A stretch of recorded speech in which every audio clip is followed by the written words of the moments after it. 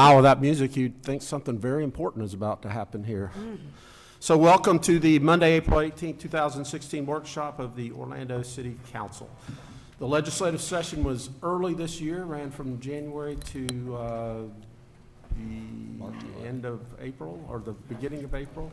March 11th. March, okay, somewhere. Anyways, it was early this year, and I guess the idea behind that is the legislature is test driving whether to move it up every election year.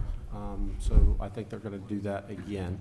We had a really successful legislative session this year. Most significant is the $20 million in funding for the UCF Valencia downtown campus and an additional $5 million that went to UCF to support the Dr. Phillips Center. We have a great legislative team, and they fought off a number of preemption bills. One did pass, but most of them were defeated. Kathy Russell is our government affairs director, government relations director, and she worked tirelessly this past season. Unfortunately, her brother is very ill and hospitalized in Pensacola, so she is with him and her family, so let's keep them in our thoughts and in our prayers. But in the meantime, Kyle Shepard is an able pinch hitter to direct our legislative report this morning. Kyle? Good morning, Mayor Dyer and City Commissioners. Kyle Shepard, just filling in for Kathy Russell this morning. We were all very happy to delay giving you the update for a few weeks until Kathy could be back with us. She called last week and she insisted that we do our best to give you the report. She thinks it's timely, and she wants to get the report to you. Hopefully she'll be back with us very soon, and if you have any difficult questions, she'll be back to answer those. I'm going to cover just a couple. Kyle, just before you go on, I want to recognize that Representative Miller is with us. He's going to present on one of the items that passed during the session, but just want to make sure people knew you were here, Representative. I'm going to cover just a couple items for Kathy, including some important appropriations for the City of Orlando, and then a couple of preemption issues, which we'll talk about in just a minute. But first, a quick session overview. As the mayor mentioned, the legislative session every year here in Florida runs for 60 days. This year it was January 12th to March 11th. In non-election years, it is typically in March and April, so we had an early session this year. This year there were 1,814 bills filed. That's fairly average for the last few years, about 1,800. That is fewer down from the mid-2000s when you saw closer to 2,400 or 2,500 bills filed. 279 of those bills passed both chambers, so that's about 15% of the bills filed passed both chambers. That's also about average for the last few years. Governor Scott signed 269 bills into law this year, vetoing only 3. And the governor has now acted on all the bills that were presented to him as of last Friday. So Kathy wanted me to mention a couple of very important appropriations, and the big one you already all know about, and the appropriation for the UCF Valencia downtown campus was Kathy's primary mission this year. You remember last year, Governor Scott vetoed the appropriation that was made by the legislature. This year, Governor Scott approved, after the legislature appropriated $20 million to kickstart the downtown campus for UCF. There was a lot of hard work that went into that. Kathy spent an enormous amount of time. All of your professional lobbyist team here all spent time helping Kathy with that. The mayor spent a lot of time on it, as did city staff, particularly Kathy DeVault, who spent a lot of time on it as well.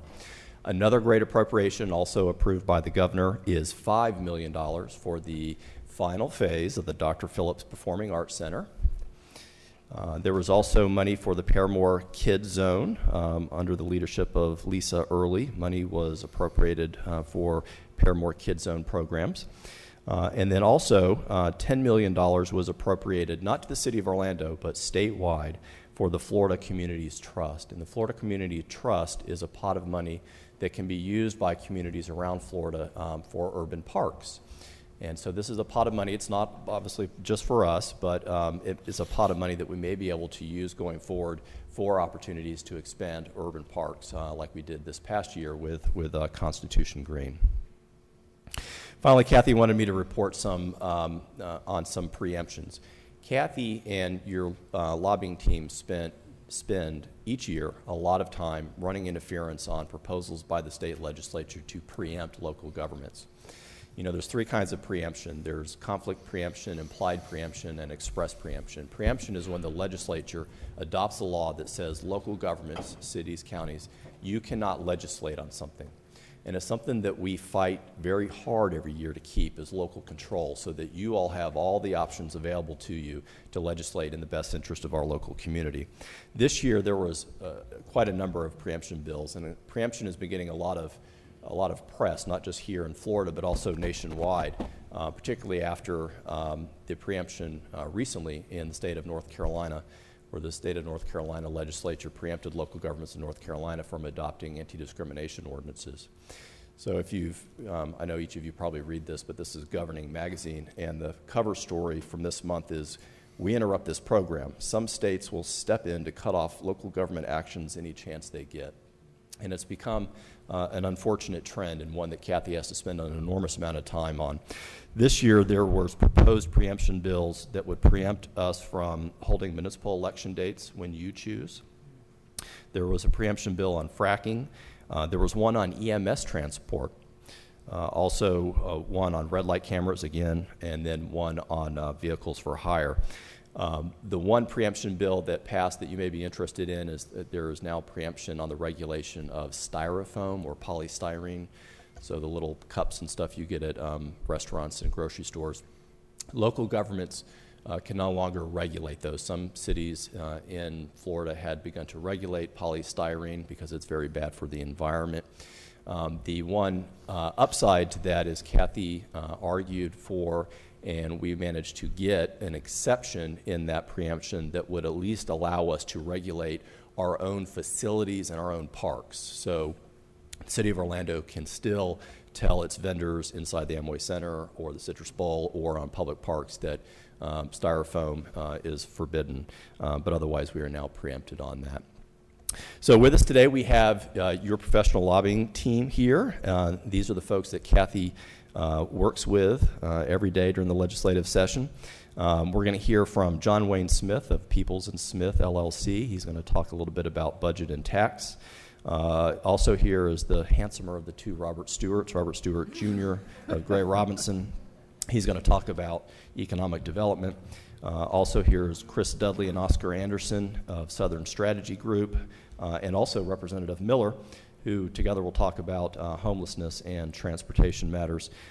Also here is Speaker Dean Cannon of Capital Insights. He's going to talk to us about public utilities and public records. And last but not least is Sean Pittman of the Pittman Law Group, who's going to give us a quick update on gaming. After they all go, we'll step back up to try to answer any questions you might have. All right, John? Welcome, Good morning, John. Mr. Mayor, council members. John Wayne Smith with Peoples & Smith. I'm going to talk a little bit about the numbers and the math, hopefully make it interesting and understandable. This year's budget, I think, was much smoother than the one that we have previously experienced. It always helps when the economy is doing well and there's money in the Treasury. So the beginning math that I like to talk to folks about is that over and beyond what they had in the current fiscal year that we're currently in, they had $1.8 billion on the table. The numbers that you'll see when you're probably reading the media is they talk about their surplus or a $600 million range number. That's after they back out kind of what they think that their cost indexes and what their normal increases in spending would be. The flexibility that they actually had was around $1.8 billion. So that, I think, made for the negotiations to go a lot smoother. Big winners this year were education. Another major area of focus in health and human services was mental health. We mentioned the project for UCF. One of the things that they also exercised this year, which they have not in the past, is in the PICO area. They've been funding that basically at a non-recurring in the past. This year they put the bonding of PICO back on the table, which made the PICO fund rich enough for them to do some of the larger projects. And if you're familiar with what happened last year with some of the vetoes, not only was there a huge backlog, but there was also a political backlog with some of the projects that didn't make it through. So bonding that and making that pot richer was very important to our success. Another number that I like to talk about because it's still relevant and that it's fairly new is Amendment 1 funding. This past year from that particular trust fund, the new one that we've created, $917 million were appropriated out of that area. Big winners this past year were the Everglades and Springs. You probably read about legacy legislation which earmarked those dollars over a certain amount of time. But those were two outstanding and major significant appropriations. We also mentioned the FCT program. I'd like to talk a little bit more about that effort. Right now, water is kind of taking the lead role in Amendment 1 discussions and policy making, but land acquisition has not necessarily benefited from the Amendment 1 passage. What has been transpiring, in our opinion, with a lack of funding in the land acquisition area and what they have been putting in it is primarily in rural and family lands, is they've forgotten the one program that actually helped urban areas with green space, open space, and parks. So this year there was a significant effort to make FCT, or the Florida Communities Trust Program, a separate line item. So we received $10 million this year. It was a number that was recommended by the governor. I'd like to point out that Senator Gardner and the Senate side actually had that number up to 30. And long term, I think that would be something that cities, counties, all local governments support, because that's a great program that allows you to leverage what you're doing in your capital improvement area to get 50% or more of those funding from the state and to have them start investing in that area again. So I think that's an area we'll continue to work on. Other areas that would probably be relevant in big funding issues is SHIP affordable housing. This past year in the SHIP funding, they put 135. That's the highest number that we've had since 2007. They are still taking some of those dollars from the trust fund and using them in other areas, but we are gradually getting them to wean themselves from doing that. Another area that we typically work on the appropriation side is quiet zones. We had the second round of funding in the budget. The governor decided to veto that this year. But that is something that this area, particularly the city of Orlando, has taken advantage of in the past with Sunrail and other expansion types of projects around. So I would suppose that would be something that we want to consider for future use as well. But there are still, there's one last application cycle for quiet zones for their first round of funding. So when we get DOT to spend all of that, I think we can have a discussion about the future there.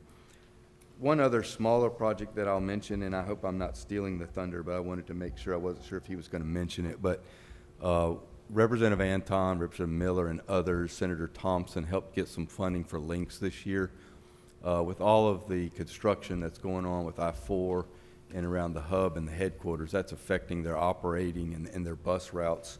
And with their help, we were able to get some mitigation dollars. We got $1 million this year to help offset some of those impacts, and Representative Miller played a big role in doing that. And I hope that's not what you were going to talk about, but I wanted to make sure that folks knew that was another local project that we worked on. Kathy also asked me in the math equation to talk a little bit about taxes. I'm not going to go into all the discussion or the replay and the summary of kind of what was thrown out there and what we ended up, but the main point that I like to make that when we are monitoring and working when the state is talking about a tax reform or tax cuts is how they do that in a way that does not impact local governments, because you're not necessarily at the table when they talk about reducing or doing different tax incentives. Well, I can tell you from the $400 million that they put on the table, a majority of that went to buying down the RLE, or the required millage that the state sets for your school districts. So that was a zero-sum issue for us. And then what was left, the biggest issue that they dealt with was sales tax on manufacturing. So at the end of the day, for cities statewide, the tax cut package will have less than an $8 million impact statewide. So you'll probably, with the growth in the sales tax, not even recognize it. But that is something that we work on and we follow every year. And then the last year, which is not necessarily a preemption, but it's an issue that came up and that is how local governments, when they are adopting their millage, there's currently a statutory provision that we call setting a cap for your maximum millage. And that issue came up because in some places you're allowed to carry that revenue capacity forward. In some places that gap or that difference between what your max millage would be and what you're currently levying has gotten significantly large. Some folks wanted to revisit that and change the way that we do that formula. We were able to talk some of the legislators down from pursuing that, but I do anticipate that issue returning and coming back next year. But it's something that should be on your radar. I have not evaluated what your numbers are to know if it would impact you greatly, but switching it from what your current rate is to your rollback rate would significantly affect your future decisions potentially down the road. So I'll stop there and just see, Mr. Mayor, if you or if anybody has any questions on budget. If it's okay with council, how about if we just save our questions till everybody's had a chance to give their Absolutely. presentation? Thank you. Mayor, Commissioners, good morning. Robert Stewart Jr. with Gray Robinson, and Chris Carmody, my partner, Gray Robinson, couldn't be with us today. He sends his regards. He is, at the moment, probably somewhere on a street in Boston headed towards the finish line of the marathon. So rest assured, I'd rather be with you than running 26 miles today. But forgive him for not being with us today.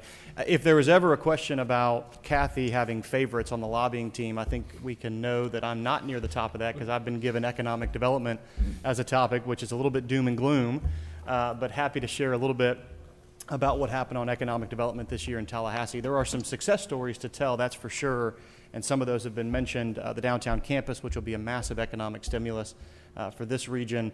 UCF had some other wins in the Partnership 4 building, the completion of that project, $20 million for that. Also, $15 million for the International Consortium for Advanced Manufacturing down in Osceola County, of which this council has been a supporter of.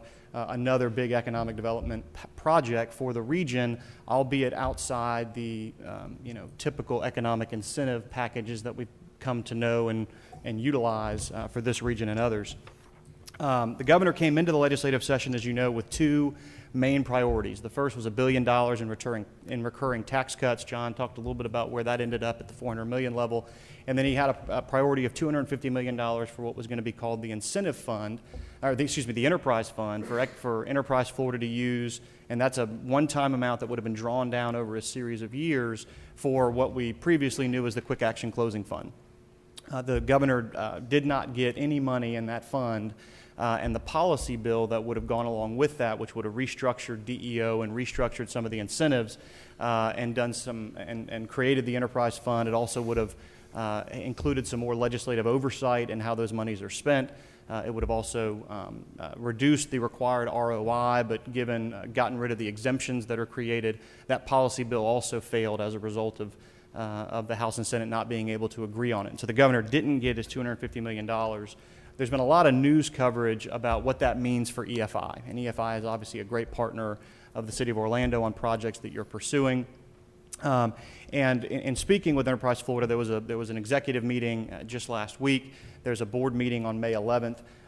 They are obviously concerned about not getting the governor's priority of $250 million, but I'll tell you they're more concerned about the optics of what's going on and the presumption that EFI isn't still continuing to operate. And the reality is they very much are operating. All of the pay-as-you-go incentives remain in effect. So QTI, brownfields, high-impact credits, those things still are in existence today because those are programs where EFI can sign a contract and the legislature appropriates the following year on a pay-as-you-go basis. What doesn't exist, again, is the Quick Action Closing Fund as we previously knew it, or I guess it's still in existence because the law didn't change, but there's no money in that for the coming year. The governor has ordered a $6 million reduction in the EFI's total budget. They have about a $24 million operating budget, so that $6 million can come from anywhere, and that audit is ongoing. He's also ordered audits of Space Florida and Visit Florida, the three entities that fall under the Department of Economic Opportunity. Those are all being looked at. Can we optimize? Can we be more? Can we be better, faster, stronger with what we've got? And so those are ongoing. A lot of those results will come out, I think, on the May 11th board meeting. The governor, I think it's safe to assume, is going to be giving some updates about how Enterprise Florida is going to work going forward, whether there's going to be restructuring. All of that will come out on May 11th when they meet again. And then Bill Johnson, the current CEO of Enterprise Florida, has also announced that he's departing, I think most likely June, mid to late June. He'll be out, and then there will be a search for probably a national search for another Enterprise Florida executive director, who also is the Secretary of Commerce under Florida law. And then lastly, I'll just say we had a chance to spend some time with the governor right after the session, and he, along with Enterprise Florida, are already beginning to pivot in how they pitch Florida to companies that want to either grow or relocate here. And a lot of that is going to change. The incentive package or the closing fund may not be there, but they're already pivoting towards talking more about Florida's economic infrastructure that's been created by a tax-friendly state. They're relying a lot more, and you'll see this, I think, on the projects that we're pursuing. You'll see this a lot more, that they're relying on the locals. They're going to need to rely on the locals, particularly as it relates to incentive money. And so that's good and bad. The locals will have a bigger say in it, but also the money that typically would rely on the state won't be there this year. And then Jack Latvala, the incoming budget chair for the Florida Senate, has already announced that he is developing a plan for what Enterprise Florida will look like going forward. He's pitching that to the governor, and so some of that remains uncertain, but rest assured that there are good people in Tallahassee continuing to pitch Florida as a place where folks want to grow and do business. And so with that, that's kind of a quick update on what happened in economic development, and of course we'll be here afterwards for any questions that you might have. Thank you, Robert. Thank you, Robert. Good morning, Mayor, Commission. Chris Dudley from Southern Strategy Group, and I get the pleasure of tag teaming with both Oscar Anderson and Representative Mike Miller today, which is only confusing because they look like identical twins to me. But, in full deference, I'm going to let Representative Miller go first and talk about homelessness.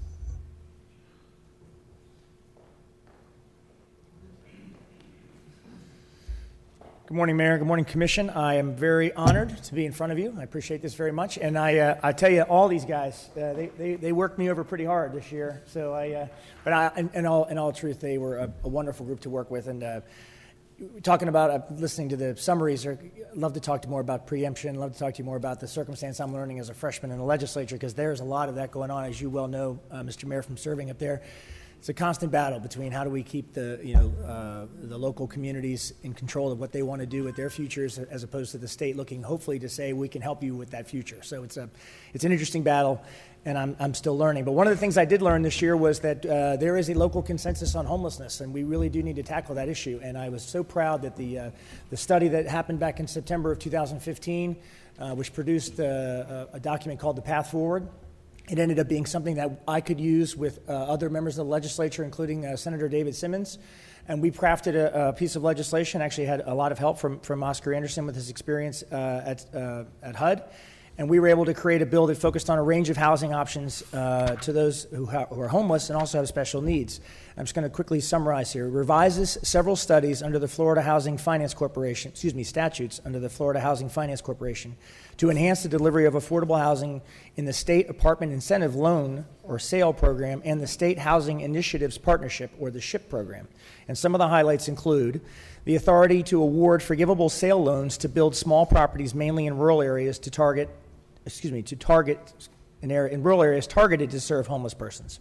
It changes how funds are made available in the sale program to better reflect projected needs and demand for affordable housing for the specified tenant groups and counties based on population. And I actually have that study right here. Or City of Orlando, $2,952,531 were awarded through SHIP funds, and actually about $740,000 of that, or 25%, is now in a position where you guys could look at a more localized use of those funds. It modifies the definition of rent subsidies under SHIP program, clarifying the instances in which SHIP entities could provide ongoing short-term rental assistance, along with the numbers, provided that up to 25% of SHIP funds may be used for rental housing, as well as requires that a minimum of 20% of allocated SHIP funds be used to serve persons with special needs, with first priority be given to serving persons with developmental disabilities, and it allows local governments the ability to pool SHIP fund resources through regional partnerships to target homelessness. The other part of homelessness, as you well know downtown here, is a lot of it has to deal with chronic homelessness. But in the bill that we crafted, in addition to helping rural folks with the sale funds, we also looked at the situation with family homelessness, especially down in Osceola County along 192, and 60 Minutes did a program on it up in Seminole County. We have that here as well in Orange County. So the bill also provides changes under the Department of Children, Families, State Office on Homelessness to provide a greater focus on data gathering and performance measures. The bill creates a new section providing legislative intent for rapid rehousing as a strategy to address individual and family homelessness. And lastly, the bill provides minor modifications under the public housing authorities regarding vouchers and reporting requirements. And all these changes to the bill, if approved by the governor, which it was approved on April 8th, will take effect on July 1st, 2016. So again, the folks that worked with me in the legislature, we actually passed the bill unanimously, 158 yeas, 0 nays. So that's a good thing. And then it's not only going to help Central Florida, but it'll help the state. So thank you, Mayor. Representative Miller. There you go. We really want to thank you for your diligence and your efforts in this regard. It's a community priority in Central Florida, and there's been a lot of work, study put into it, and this bill's going to go a long way towards helping a lot of people. Thank you, Mayor. Thank you, Commissioner. Thank you, Representative Miller. Mayor and members, I think you'll find in all these reports that Representative Miller did an amazing job for Orlando and Central Florida this year, both on substantive bills and on budget items too. So appreciate your leadership, Representative Miller. So I get to talk just for a few minutes on transportation issues. I'll tell you quickly what didn't pass. Two of the biggest issues that you probably read about. One was the ongoing effort to repeal the state's red light camera program. So for the third year in a row, the Florida House passed a provision fairly overwhelmingly to repeal the state's red light camera program. The Senate did not take up that bill, and it died, but it'll be back next year. And second was the regulation of what are called transportation network companies, and Kyle briefly mentioned this. This is what we call Uber or Lyft. The House fairly overwhelmingly by a vote of 108 to 10 passed legislation that would essentially do two things. One, it would set up some minimum insurance requirements that Uber drivers would have to carry in order to operate. And it would have also provided a statewide preemption on the regulation of the transportation network industry, essentially eliminating the city's efforts to regulate for-hire taxi and limo-type services. So the Florida Senate, led by Senator David Simmons, was very interested in the provision of insurance. It was kind of a nationwide insurance agreement that had been worked out with the big insurance carriers and with Uber. However, nothing really passed at the end of this year. Uber really was focused on the preemption piece more than the insurance piece, and it didn't pass, but certainly, again, would predict that it will be back next year. Moving on, there were really three big, as you all remember, in 2015, we went through 4 sessions, a regular session, 3 special sessions. Only the budget session ended well. The other 3 didn't end all that well last year, so not a lot got done. So as you're hearing from folks today, a lot got done in 2016, and that was a good thing. A couple of the bigger transportation issues that passed. For the second year in a row, Representative Miller led our efforts to make some modifications to the Central Florida Expressway Authority. That bill didn't pass last year, was caught up in the House going home early. This year, that bill passed overwhelmingly in both the House and the Senate. The bill really just made some what I would consider minor glitch changes to terms of office and things like that. However, the one big thing it did that you should know about is it changed the statute from the original implementing statute for both the Orlando Expressway Authority and the Central Florida Expressway Authority, that when the LPAs and the MOUs are completed with them and the Department of Transportation, all of the roads, the entire facility remains as part of the Central Florida Expressway Authority forever. And under all of the other LPAs with other expressway authorities, once the bonds are paid off, those roads revert back to the state. So we were able to keep ownership here in Central Florida for that. Thank you, Representative Miller, for your leadership on that. Secretary Boxhold, who was confirmed by the Senate this year, had a major DOT package that passed this session. I want to point out a couple issues to you. One, it authorized the Department of Transportation to assume the environmental review requirements that are put in place under the federal National Environmental Policy Act. This doesn't sound like a big deal, but according to the Department of Transportation, this saves about $75 million every 2 years in the PD&E and design process, where they have to go up to the feds and the length of delay in getting those approvals done. So this will allow the department to stand in the place of the feds to approve those. Second, it very uniquely creates the Department of Transportation Financing Corporation. This is a new entity that would essentially sit as a conduit issuer of debt for the Department of Transportation to fund projects. So the department, with the authorization of the legislature, will be allowed to issue cheap, tax-exempt municipal type of debt to fund projects that they would do in partnership with a city or a county or even a public-private partnership entity. And they would come to the legislature and get funding for those bonds each year, but it gives them another mechanism to fund projects, which is important. And finally, it authorizes the Department of Transportation to create a small business development program. And this program would allow the department to have set-aside contracts to create preferential points, to set up special assistance programs, and even to waive bond requirements for small businesses to start participating in the road and bridge construction program, which typically has had too high a bar for a lot of small businesses to participate in. So kudos to the Secretary for getting that done. Moving on, the final big issue that passed was, we call this the transportation, the Chairman's Transportation Package, and these are the ideas that are supported by the department but that tend to emanate from members of the House and Senate. This was a fairly lengthy bill, but a couple issues that are important for you all to know. The biggest component of this bill was a significant updating of Chapter 333 of Florida statutes, which relates to the governance and land use regulations of airports around Florida, and there were a lot of significant changes made to that.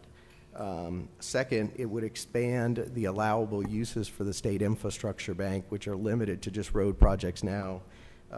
They would be allowed to be used for the development and construction of natural gas production and distribution facilities. And I tell you about this just on the heels of your announcement of No Petro making a big investment here in Orlando and Central Florida on their CNG facility. Those would be the types of projects that would now qualify to access the State Infrastructure Bank dollars. Third, for the first time, it will require the Legislative Office of Economic and Demographic Research to actually do an ROI and economic benefit analysis on the department's 5-year work program. And the agency will not just look at the 5-year work program in that, but they're also going to be authorized to look at specific projects outside of just roads and highways. So for us, it would be things like rail, it would be things like transit, it would be like things like aviation. And certainly as we have an ongoing need for Sunrail and additional investment by the state, that will be one of the items that the EDR will do an ROI and economic benefit on that we'll have to pay attention to. And finally, the bill dealt with something I know that's near and dear to all of your hearts, commercial megacycles. Had to look this one up. These are, you're smiling, you know what these are. I did not. These are large multi-passenger bikes where you typically have 10 to 15 people all pedaling in one direction, and there's a bartender and a bar in the middle. So this bill authorizes local governments to approve these types of vehicles within their jurisdiction if they meet some guidelines. So we could probably do this legislative update on a commercial megacycle next year. We went the other way. What's that? We went the other way. You went the other way. Prohibited them. Well, there you go. Well, there's no preemption in it, so. Mayor, aren't they? Yes. The one thing they're going to let us do. Exactly. It's the one thing we don't want to do. And finally, I wanted to mention Chloe's Law, which was part of this comprehensive package. And Chloe's Law was championed by two other of your Central Florida lawmakers, Representative Renee Plasencia and Senator Darren Soto. And Chloe's law essentially will now require the Department of Transportation to install roadside barriers at areas where there have been accidents over the last 10 years that have led to death by drowning. And this bill was inspired last year by the death of Chloe Uranus, who was a 21-year-old UCF student that had an accident on the 408 and Alafaya Trail and ended up drowning in the pond there. So kudos to Representative Plasencia and Senator Soto for getting that bill passed. So, and Mr. Mayor, unless there are any questions, that's my transportation We're report. going to do questions at the end. All right, perfect. Thank you.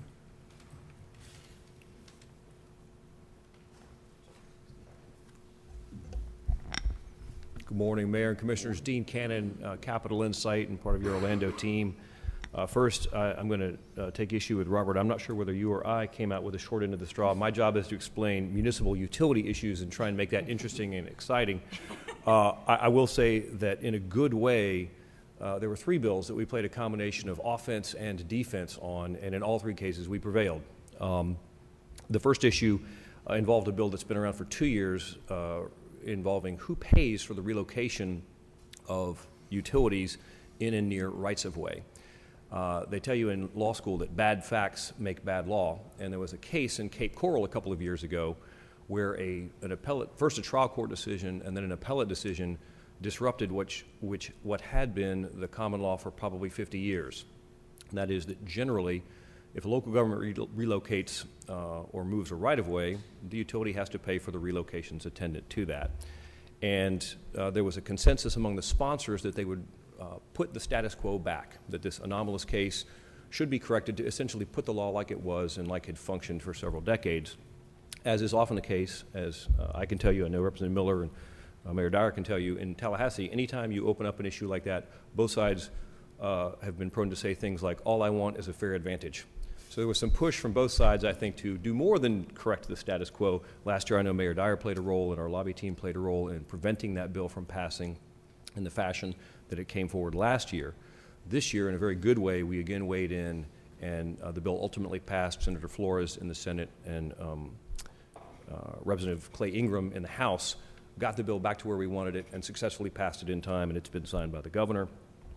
The second issue was more defensive, where there was legislation filed by Representative Debbie Mayfield that would place increased regulations and essentially costs on the Florida Municipal Power Agency. The FMPA was formed back in 1978 by a coalition of cities who had litigated in antitrust litigation to get the right to buy wholesale power. And generally, it's functioned quite well for 30 years. 31 member municipalities participate, including OUC. The bill filed by Representative Mayfield would have added several burdens to the FMPA, not only some financial appraisal reports that the own staff report in the House and Senate said would be impractical, if not impossible, to produce. It would also make them subject to Public Service Commission jurisdiction. The PSC is intended to regulate private investor-owned utilities, not municipal electric utilities. And working together with the other member cities and the other relevant agencies, that bill was subsequently defeated. And then the last bill was, again, an offensive, positive move. Representative Antone and Cortez and Senator Rob Bradley helped advance a bill that would protect from public records disclosure the information technology of utility systems. In the age of cyber terrorism, we've seen things like, give me a public records request come in for, where are all your water distribution substations? What type of software are you using to regulate the flow of electricity to homes in the city? That's the type of thing that we know from both the attacks in Europe and increasingly domestically. We've seen people take advantage of that information, and the potential for either hacking or disruption or real terrorism is out there. That bill, again, was advanced successfully and passed. So I want to echo what the other team members have said, both about Representative Miller and, frankly, all your Central Florida delegation on both sides of the aisle did a fantastic job. And on the utility sector, it was a success. Thank you, Dean. Sean? Mayor and Council, Commission, Mayor and Commission, thank you for having us. I'm going to disagree with the speaker and with Robert Jr. here. Kathy loves me to death. She actually asked me to stand next to Disney World and talk about gaming. So I think at the end, all votes will be that she dislikes me the most. But happy to be here. And on behalf of the team, thank you for allowing us to represent you. John Wayne Smith talked about links. I just want to add to links that our delegation worked very hard. We've got a very able and willing to engage delegation. Representative Miller here, you know well. I do want to say, and John Wayne Smith mentioned some members that were very helpful to the links dollars. I do want to add that Senator Geraldine Smith, in those waning days, some of you know what that's like up at the Capitol, but she was able to do some maneuvering for us in the waning days. Thompson. What did I say? Smith. Thompson. Did I say Smith? Okay, I know her too. She just happens to not be in the legislature. But she was very helpful. She may have been, but Senator Geraldine Thompson, who in the waning days, if you know what that's like, it's nice to have members do some maneuvering for you. And the members of this team were there, and she did us a great service. To talk about gaming, and try to do it in as fewest terms and words as I can, to say that it didn't pass. A significant year, though, because it was the first year that any legislation dealing with gaming even got out of a committee. And if you paid attention to what was going on, it got more than out of committee. It was postured in both houses to pass. A lot of that had to do with the compact that for a while now has been in need of renewing here in the state. And that's that's part of the travesty of, if there is one related to it, is that issue still is out there, and as it currently stands, there's any games that are being operated that's beyond some of the ones in the original compact. Anything that is necessary for the new compact or the extended compact is considered to be illegally happening. But just to give you a little background, this bill took several different forms as amendments, attempted to extend gaming in the state of Florida, whether it was changing regulation a little bit by getting rid of decoupling, or whether it was adding the fact that, or the potential fact that that different counties that have passed referendums on slots could actually have those slots without legislative approval. At the end of the day, the bill seemed to be packed up with too much in order to get by a legislature that was near a close. I would say that it did shock a lot of us that there was a lot of agreement that some of these issues that early on could never get past a committee made it in bills and potentially was about to become law. So now where are we? We're in a situation where since the legislature didn't act, there's several lawsuits going on right now. There is a lawsuit that the state has filed against the Seminole Indians to stop them from the gaming that was a part of the compact that didn't get extended. There are lawsuits to also allow for Palm Beach and Gadsden County to be able to conduct slot machines in their counties based on the work that they did in referendums. So now we're in a situation where the courts will likely determine the future of gaming in Florida. But of course, the legislature always has the last word, or could potentially have the last word. So that's gaming. And if you guys will let Geraldine Smith know that she is now in the legislature. And thank you all very much for the opportunity to represent you. Thank you, Sean. And team, great work during the legislative session. This was a much better session for us this year than it was last year, for sure. Questions or comments? Commissioner Hill, then Commissioner Sheehan. Just want to say amazing work, and thank you for all of your tirelessly efforts on helping us move the city forward. Mine isn't so much as a question, Mayor. It's something during one of our posted meetings I spoke with you about, and it was something hopefully we can, this upcoming session, you can help me and Tangela Sears. She's an advocate out of Miami that's advocating for Senate Bill 1314, being led by Senator Dean.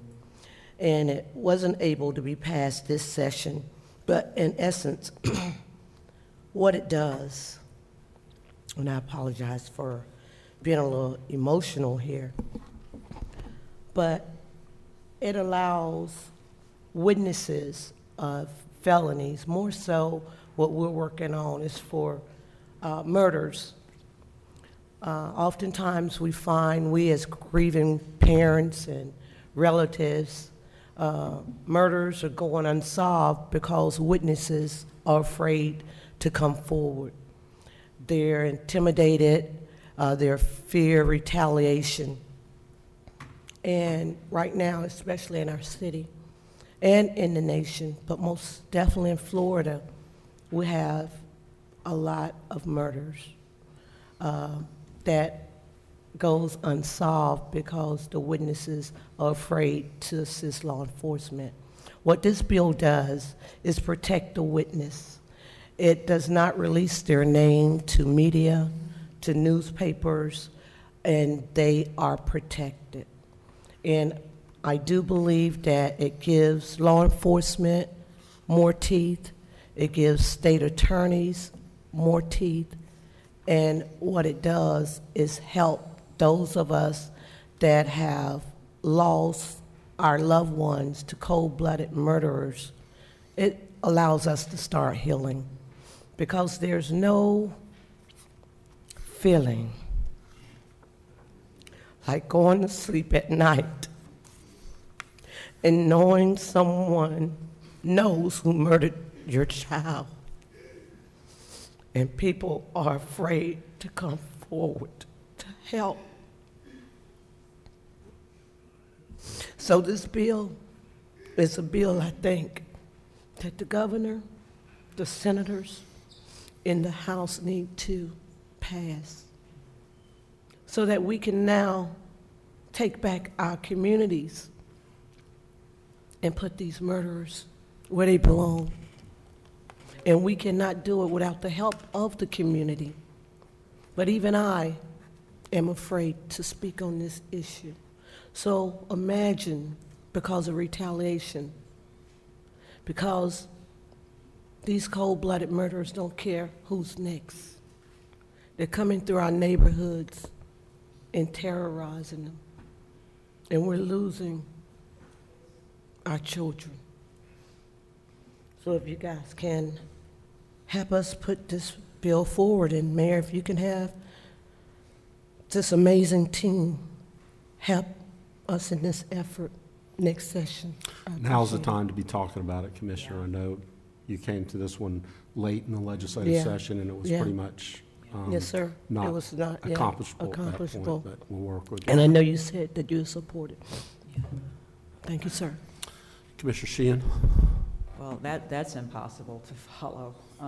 Commissioner Hill, you know, as my condolences, and of course I think this is something that we need to prioritize because there is a lot of folks that aren't willing to come forward, so whatever we can do to assist you with that. Thank you. Again, and we just had a murder again this weekend in Paramore, and I think this is something that we definitely need to prioritize. My things are very trivial compared to that. My concern is local preemption. Again, you know, it's home rule until someone disagrees with us, and then all of a sudden we get the full force of lobbying against us. Thank God we have a good team working on our behalf.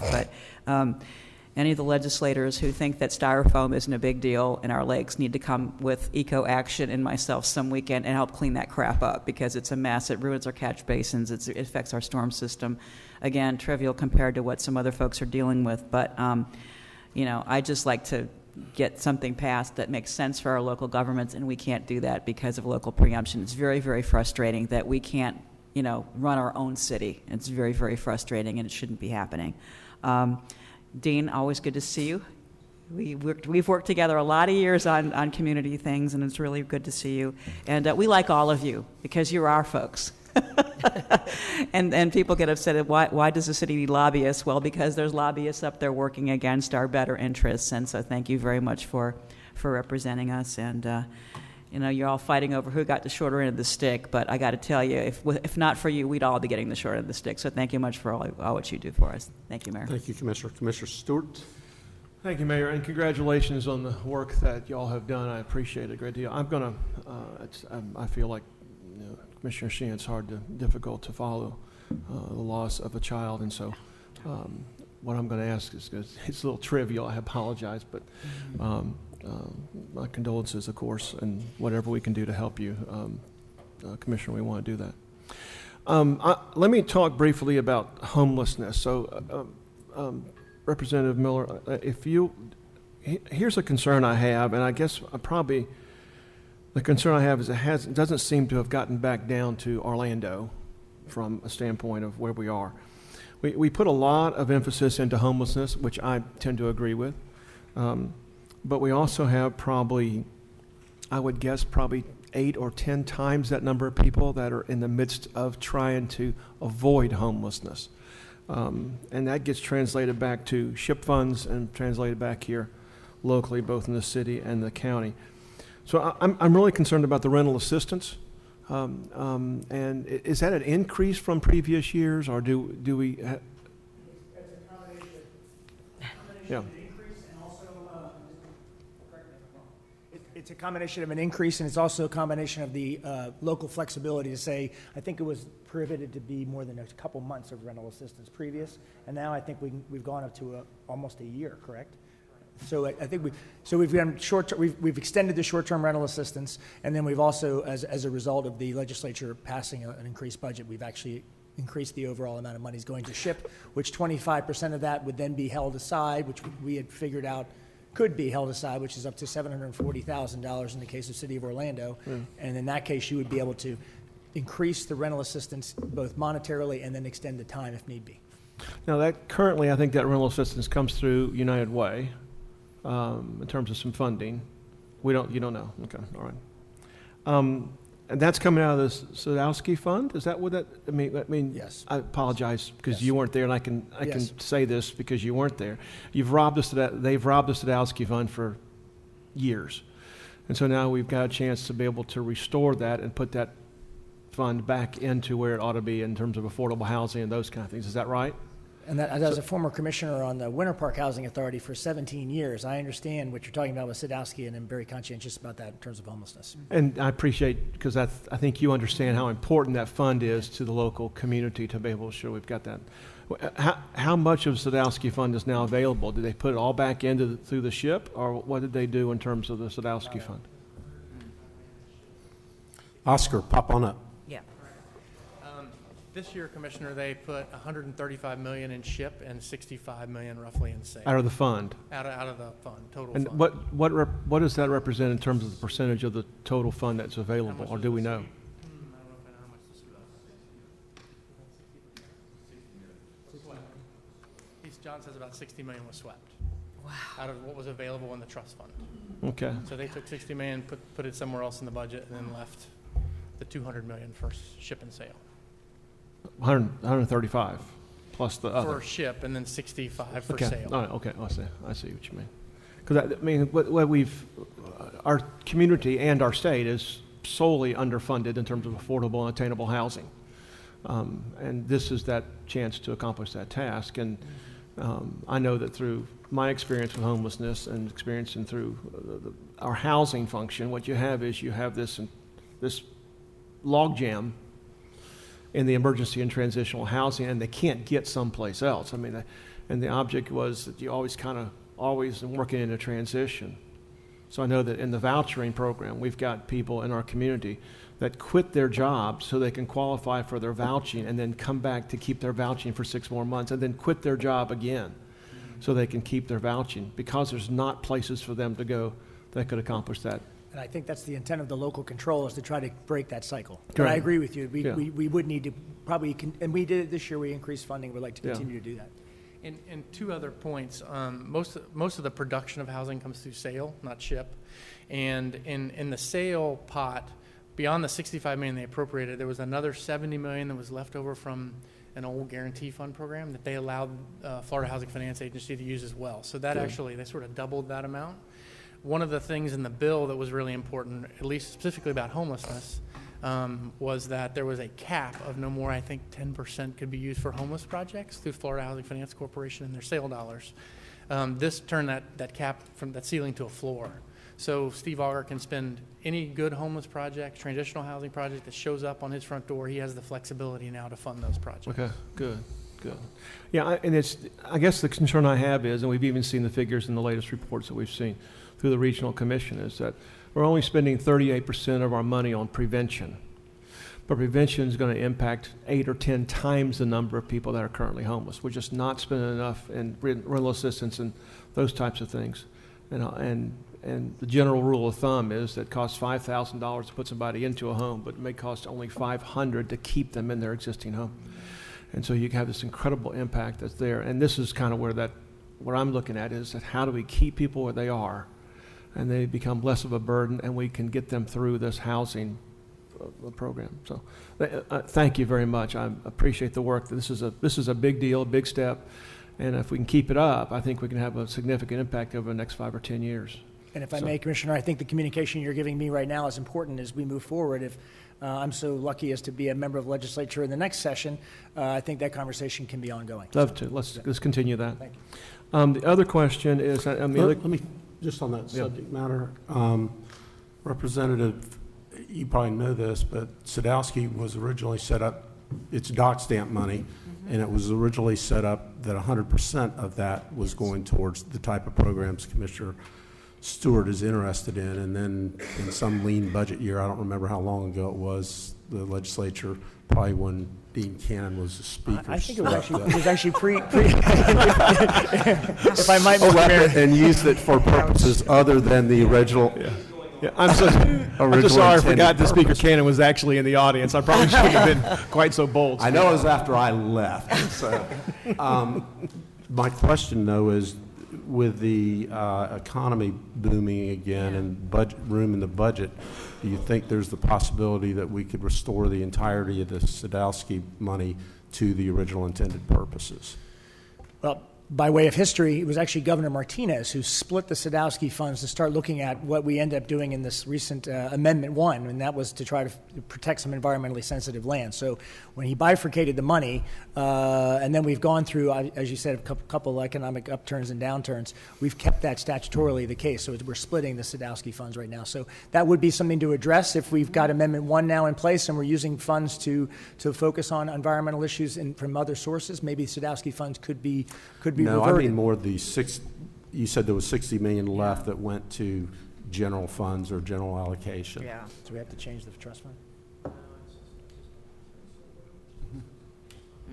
Okay, just throwing that out there. Let me follow just along the same lines. How much does the Sadowski generate every year? That's the real question. Is it generate $250 million, or was there some left over from year to year? Yeah. Wow. It's long.